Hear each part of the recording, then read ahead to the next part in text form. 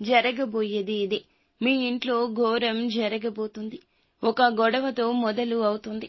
పరిస్థితులు మారబోతున్నాయి. ఏం జరగబోతుందో తెలియాలంటే వీడియో పూర్తిగా చూడాల్సిందే. వీడియో నచ్చితే తప్పకుండా ఒక చిన్న లైక్ అయితే చేసి మమ్మల్ని సపోర్ట్ చేయండి. ఇక ఆలస్యం ఏమాత్రం లేకుండా వీడియోలోకి అయితే మనము వచ్చేద్దాము. ఈ రాశి వారికి అన్ని విషయాల్లోనూ ఒక కొత్త పరిణామం స్పష్టంగా కనిపిస్తుంది. పోలేరమ్మ తల్లి జ్యోతిషాలయం. మీరు ఎక్కడెక్కడో జ్యోతిష్యం చెప్పించుకొని నిరాశ చెంది ఉన్నారా? అయితే ఒకే ఒక్కసారి గురువు గారికి ఫోన్ కాల్ చేయండి.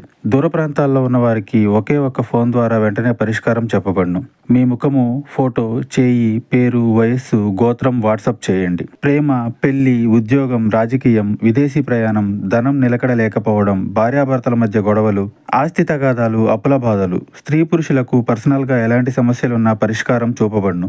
గురూజీ రామరాజు గారు. Phone number 9701875831. ముఖ్యంగా ఇంట్లో ఘోరం అంటే ఇది తాత్కాలిక గందరగోళం కాదు, ఒక పెద్ద పరిణామానికి సంకేతం. ఇంటికి సంబంధించిన విషయాల్లో ఈ రోజున కాస్త విరుద్ధ పరిణామాలు ఎదురు కావచ్చు. ఉదయం నుంచి సాయంత్రం వరకు కొత్త సమస్యలు వినిపించవచ్చు. ఈ సమయంలో ఈ సమస్యలు వస్తూనే ఉంటాయి. ధైర్యంగా ఉండండి. ఇంటికి సంబంధించి ధనం ఖర్చు కావడము, ఎలక్ట్రికల్ సమస్యలు, ఇలా కొంచెంగా ధనపరంగా మానసిక అశాంతి కలగొచ్చు. కొంతకాలంగా వాయిదా పడిన ఇంటి మరమ్మతులు ఈ రోజు ప్రారంభమవుతాయి. కొందరికి ఇంట్లో కొత్తగా ఆవాసం మారడం, అద్దె ఇల్లు మార్చడం, గృహ ప్రవేశం, గృహ నిర్మాణ పునః ప్రారంభం, ఇలాంటి అంశాలు కూడా ఉండొచ్చు.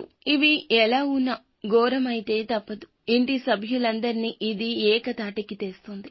ఈ సమయంలో కొందరు బంధువులు మీ ఇంటికి అకస్మాత్తుగా రాకపోకలు చేయొచ్చు. ఊహించని అతిథులు రావచ్చు. పాత బంధాలతో తగాదాలు జరగొచ్చు. మీ ఇంట్లో పాత బంధువులతో ఇబ్బందులు కూడా కలగొచ్చు.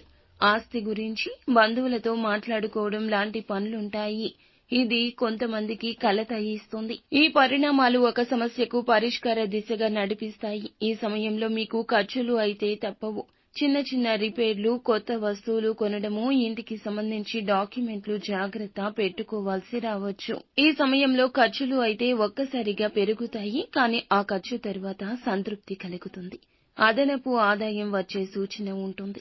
మీ ఇంట్లో ఉన్న కొన్ని పాత వస్తువులు సమస్యకు కారణమవుతాయి. పాత వస్తువులు బయటకు తీయాలి. వాస్తు శాస్త్రానికి విరుద్ధంగా ఉంచిన వస్తువులు లేదా మీరు ఏదైనా చిన్న చిన్న సమస్యలకు దారి తీసేటటువంటి ఏదైనా ఆలోచనలను కూడా మీ మనస్సు నుండి బయటకు తీసేయండి.